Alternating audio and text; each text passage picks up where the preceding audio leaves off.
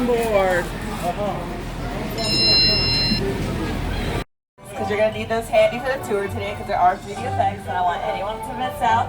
So raise your hand if you do not have a pair of 3D glasses so we can see it. Go grab your pair of 3D glasses as soon as possible.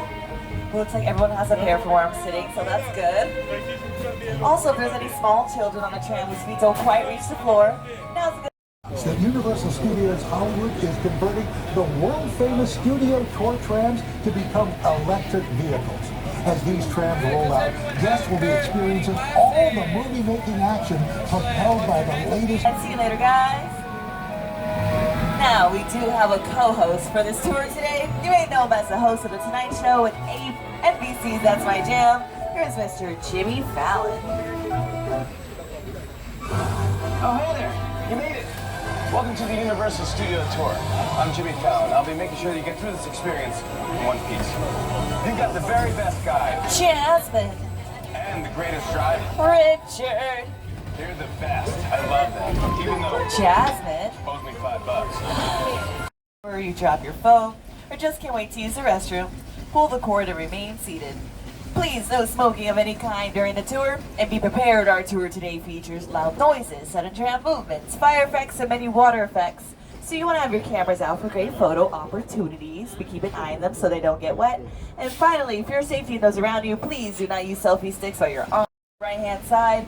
And these posters are a representation of a few of the thousands of films that Universal has produced in the last 100 years or so. Starting in 1914 with our first film, Damon and Pythias. It wasn't until the 1930s that Universal would receive the first Academy Award for Best Picture and Best Director for the film All Quiet on the Western Front. Speaking of the Academy Awards, Oppenheimer won Best Picture, directed by Christopher Nolan, a Universal Pictures and Focus Features film. Ooh, hard to say, very fast.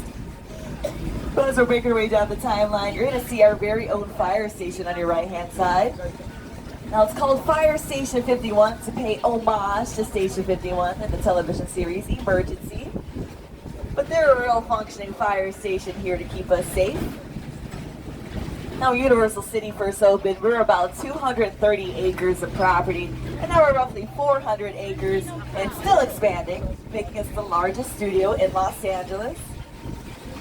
And on top of these posters on your right-hand side, you may notice the famous Universal logo.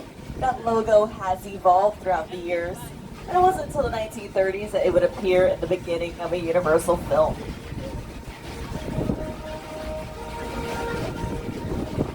Now the lot we're going to enter has two sections. We have the front lot and the back lot. We're about to enter our front lot that has a majority of our 36 sound stages. You'll start to notice how close in proximity the theme park is to the studios. So while you're at Super Nintendo World, your favorite actor could be filming an episode of your favorite show in one of the sound stages here on our front lot. And we're passing by some sound stages on your left-hand side. If you notice any open doors, go ahead and take a peek inside. You never know what you might see or who you might see.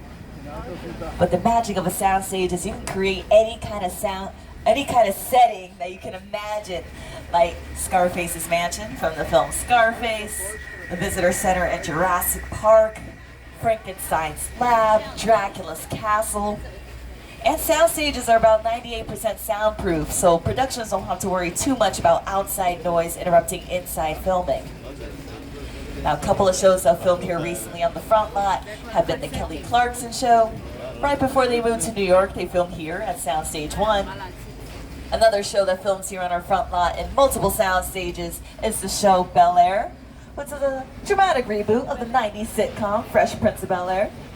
Now, here are two stars from the show, Jabari Banks and Ollie Sholaton, to tell you more about Bel-Air and working here off the lot.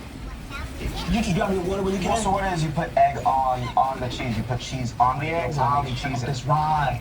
Whoa, how many seats do you think are in there? I don't know, it's gotta be a lot. Yeah. We could probably fit the whole Bel-Air cast and crew in there. You know, we gotta get one of these for the mansion. Oh, for sure. You're lucky for y'all. The Banks family mansion lives right here on the Universal lot. Right. Some of Bel-Air's most pivotal scenes have been filmed right here. Jabari, what have been your most memorable?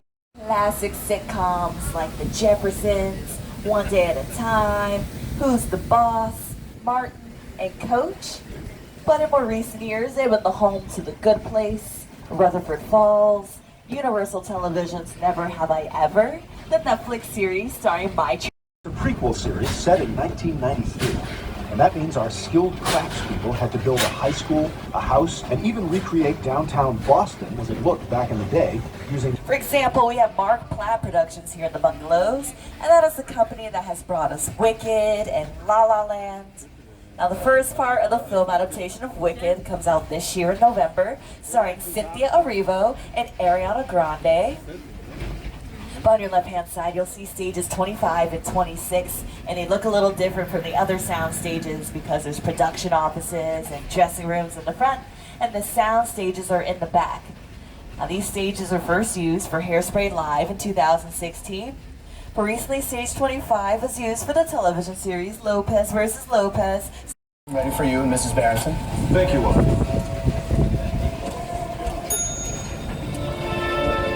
Did you hear that? Mrs. Barrington. Not quite, darling, but soon. Very, very soon.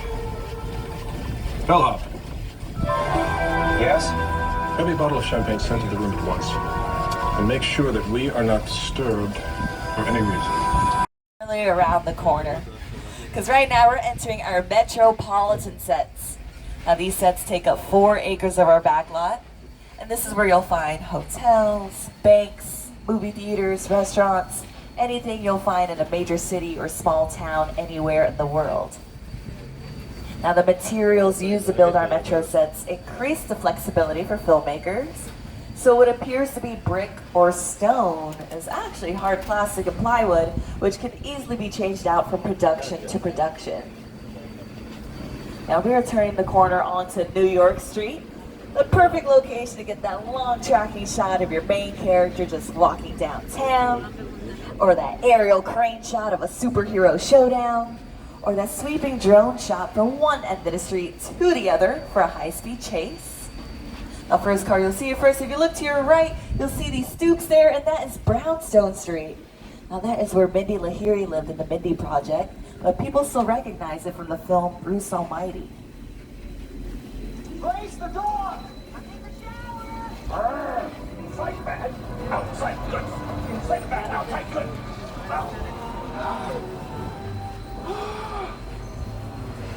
Oh, you're done now. Great. B-E-A-U. As you can imagine, the metro sets are a very popular filming location. American Ninja Warrior is filmed on this very street. And what they would do is they film a couple episodes back to back, the city qualifiers and the semifinals. They start filming at night and they go into the early hours of the morning. And New York Street is also where you can find my co-host, Jimmy Fallon. Hey everyone, welcome to New York. I got my start right here in New York on Saturday Night Live. This was actually my old neighborhood. Once got mugged over there by an old woman, tough lady. This is my favorite hot dog guy. Hey buddy, how's it going? Remember me?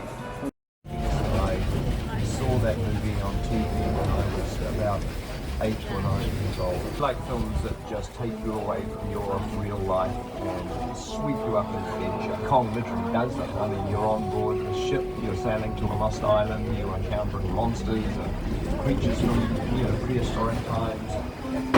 Alright, just a friendly reminder to remain seated, arms and legs in the vehicle at all times. No flash photography, please, but you can go ahead and put on your 3D glasses because we're headed to Skull Island.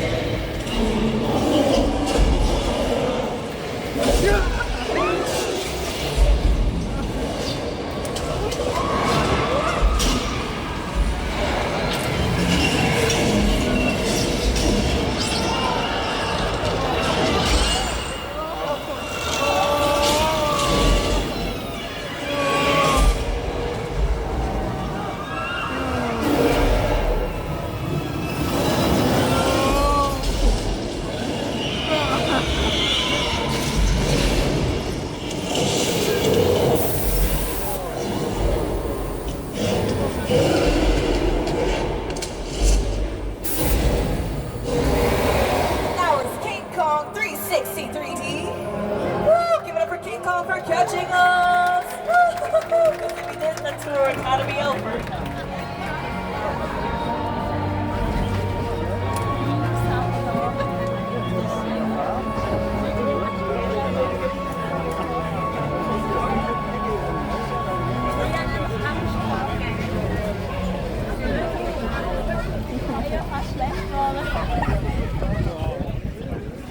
Oh, it's 40 feet tall, 180 feet wide, digital 3D screens that we saw in there.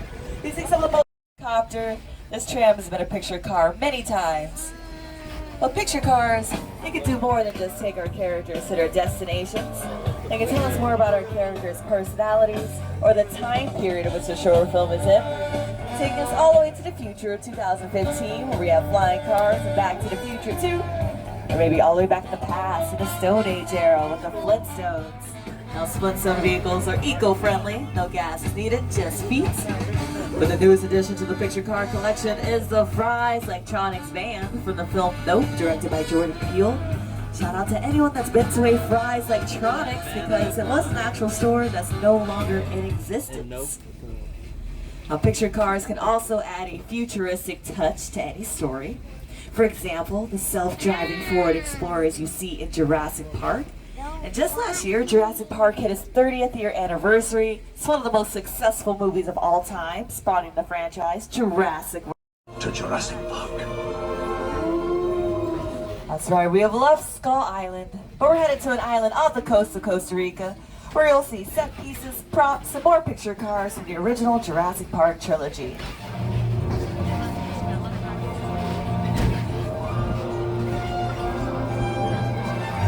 Now these set pieces may look like they're made of metal, but they're actually painted to look like metal. They're made of mostly plywood, just like our Metropolitan sets. And this vehicle on your left is the Mobile Lab that was used in the Lost World Jurassic Park, featuring Julianne Moore, Jeff Goldblum, and Vince Vaughn.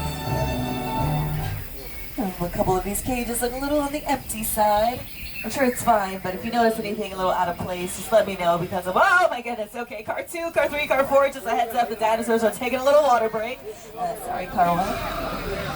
Also on your left, you'll see one of our self-driving Ford Explorers. Let's see what it is. Also on your left, you'll see our lovely Spinosaurus. Don't worry, she's already had her water break, so you're good. And here's a closer look at that Mobile Lab in action.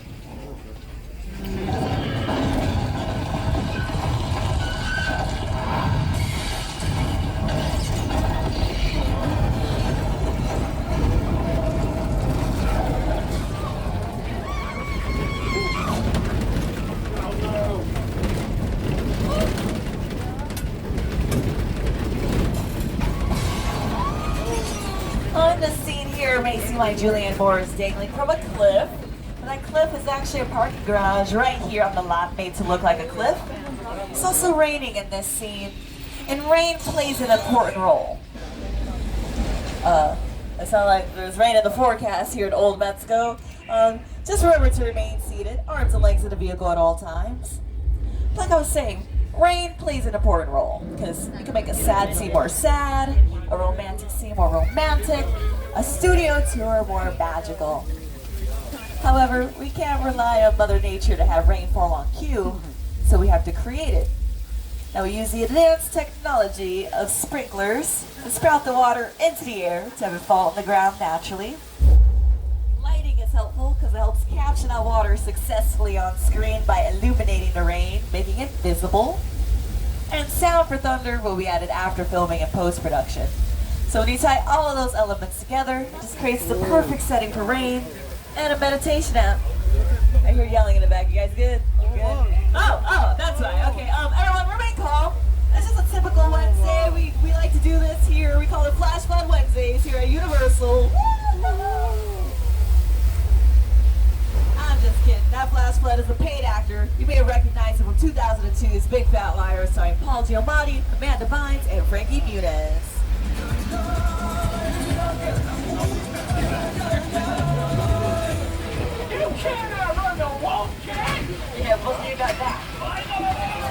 Our water is recycled and released in large tanks from the top of the hill.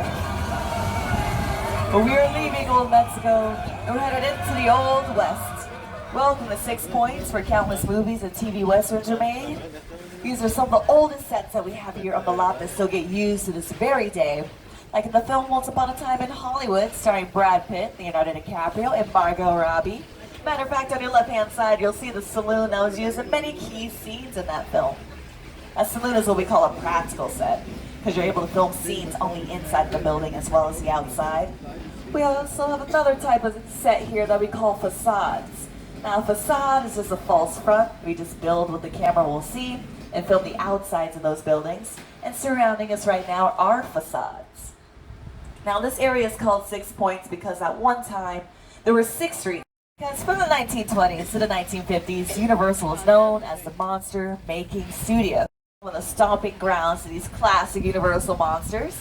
It's also one of our most versatile locations that we have here on the lot, because we can take audiences anywhere in the world, like Transylvania for Dracula, Egypt for the. If you'd like to go to the bad place, you take the railway station on your left-hand side to get there. On your right-hand side, we call that open area the Court of Miracles, and that is where angry villagers would gather in a mob state in these classic monster movies. They would gather to get rid of the monster that's wreaking havoc on. Right, it looks like they caught a shark, so we're all good. It's one of the chances of multiple sharks hanging in one location. But just in case, for your safety, just remember to remain seated, arms and legs in the vehicle at all times.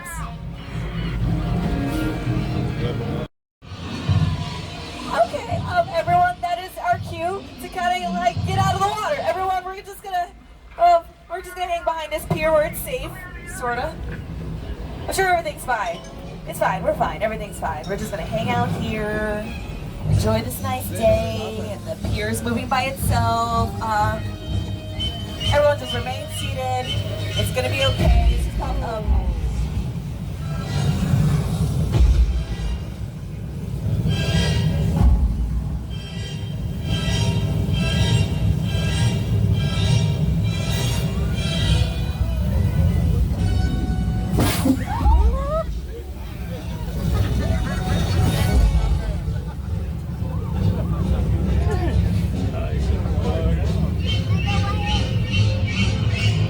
So sorry, everyone.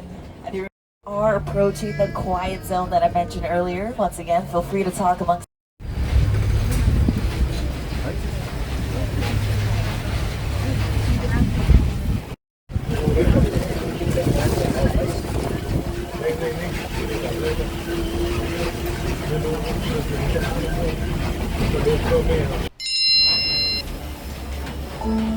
Movie magic only happens when a team of collaborators, often in the hundreds, work together to take an impossible mission and bring it to life. This is Jupiter's Claim, a nostalgic, small-time Southern California amusement park.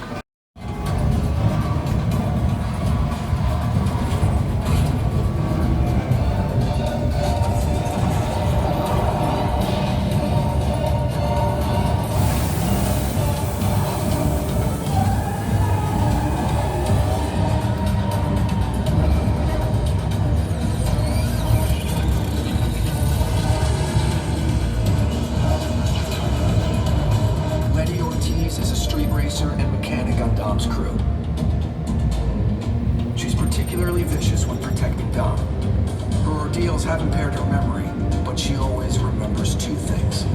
She's got Dom's back, and he has hers.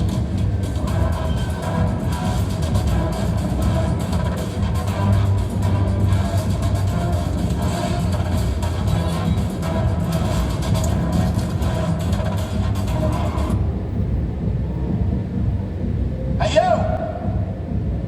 They just got here. All right, I got it. Well, listen, hello, beautiful people, particularly you right there missing the 3rd row. How you doing? You good? My name is Roman Pierce. Pleased to meet you. My buddy Hobbs asked us to stash you from Shaw for a while, so we brought you in our secret spot. We're having a few friends over. It's a little messy, but it's all good. The more the merrier. Especially you right there in that 3rd row, like I was saying. So look, see over there? That's Hobbs' urban assault vehicle. Best truck the U.S. government can buy. But that work of art back over there was made by my man Tej. Think of it as like a Mona Lisa on wheels. Extra fly. So did you break it down to them? What's that? You had one job to do, Roman, one. All right, look, guys, we're gonna keep Shaw from finding you.